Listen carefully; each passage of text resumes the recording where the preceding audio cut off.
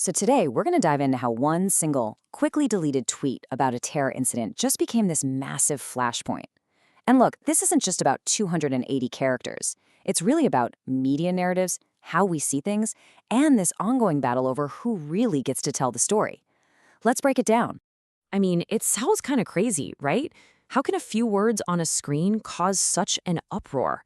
But this one instance, it really peels back the curtain on the power of framing. And it shows how in this age of social media, the legacy news outlets, well, they aren't the only ones shaping the narrative anymore. That's the big question we're digging into. All right, first things first. Before we get into the tweet and all the controversy, we have to get grounded in what actually happened.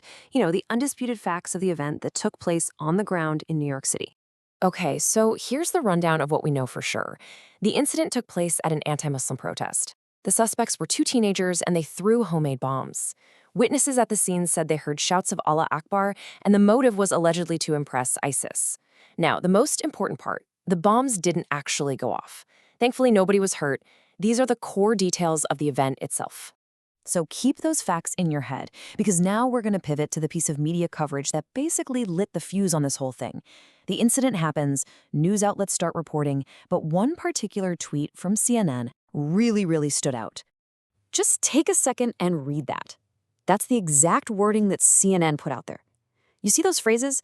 A normal day. Their lives would drastically change. I mean, that's more than just reporting the facts, right?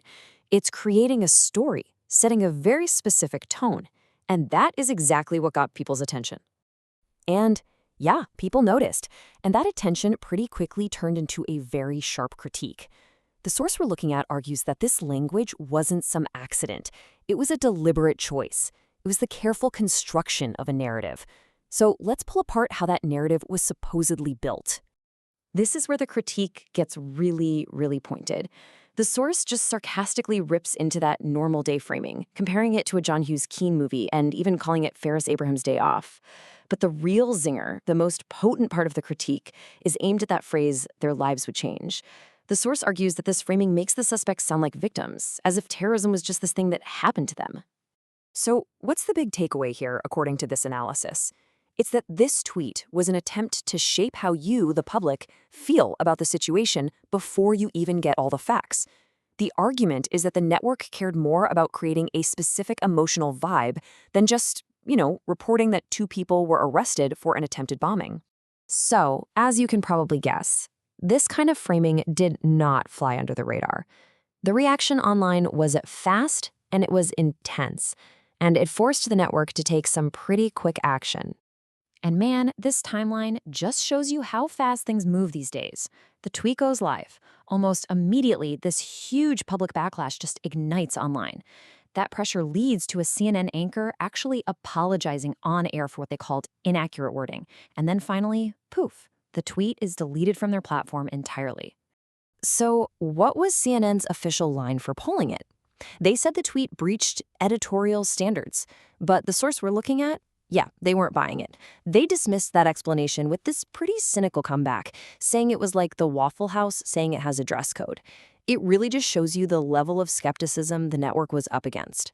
Okay, so let's zoom out for a second, because according to our source material, this whole saga isn't just about one bad tweet. Nope, it's actually a symptom of a much larger shift happening in the media world, a kind of battle between the old guard and the new. The whole argument here is that, it wasn't that long ago that big institutions like CNN were basically the gatekeepers. They wrote the story and we consumed it. End of story.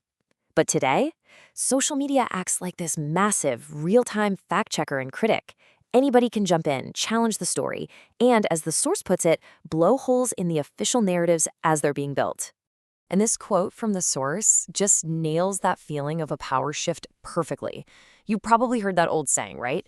Well, this is the 21st century update. The idea is that the sheer speed of public pushback on platforms like X has totally changed the game. A narrative that people think is false doesn't get a head start anymore. It gets challenged, and it gets challenged instantly. Which brings us to a pretty provocative final thought. If the old gatekeepers are losing their authority and everyone has a platform to shout from, what does that mean for the very idea of truth itself? Are we just left with this endless battle of competing stories where the one that wins is just the loudest or the most emotionally compelling? It's definitely something to think about.